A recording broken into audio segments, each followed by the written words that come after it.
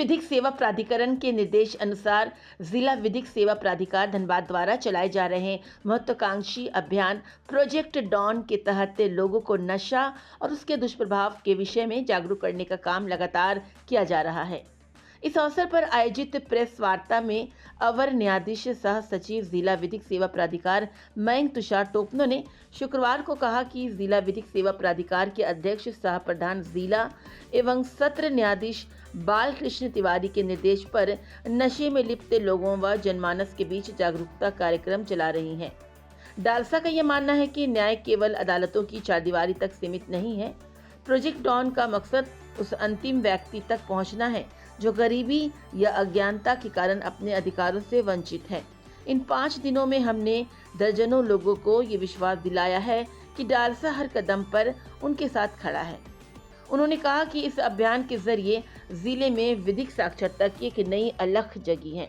इस पूरे मुहिम में जिला प्रशासन का भी अहम योगदान मिला है। जिला प्रशासन ने भरोसा दिलाया है कि प्रोजेक्ट डॉन के तहत चिन्हित किए गए मामलों पर अब त्वरित कार्रवाई की जाएगी।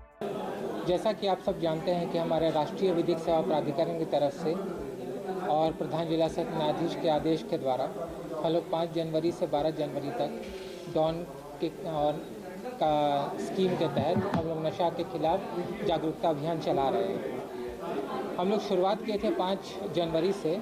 तो अभियान का शुरुआत में हम लोग सबसे पहले मलिन बस्तियों में गए थे।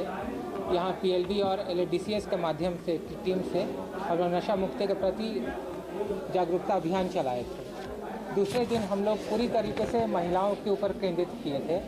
नशा के खिलाफ के कारण जो घरेलू हिंसा होता है, उनके कारण जो शोषण होता है, उनसे जुड़े सारे कानूनी बातें, जो कानूनी डोमेस्टिक वायलेंस वगैरह सब होते हैं, तो आंगनबाड़ी सेविकाओं के द्वारा मदद के केंद्रों के द्वारा, आंगनबाड़ी सेविकाओं के द्वारा उनके मदद से हम लोग सारे जितने भी इस तरीके के जो मरीन बस्तियाँ हैं वहाँ पर जाके हम लोग जागरूकता फैलाए थे। तीसरे दिन हम लोग मंडल तारा में भी गए हैं। वहाँ पर हम लोग वहाँ पर उनको ड्रग्स के बारे में, जो ड्रग्स के कारण जो वहाँ पर आते हैं, कैदी आते हैं, तो उनको हम लोग जागरूक करवाए हैं ताकि वो फिर से उस तरीके के कांड में फिर से संलिप्त ना हो। चौथा दिन हम लोग का पूरा स्कूल कॉलेजेस वगैरह से रिलेटेड रहा है। कॉलेजेस में भी हम लोग जाके जो हमारे नव पीढ़ी हैं उनको भी हम लोग इस स्कीम के तहत जागरूक करवाए हैं। और ख़ासकर जो हमारे वुमेन से रिलेटेड लॉज हैं उनके बारे में भी हम लोग जागरूक करवाए हैं।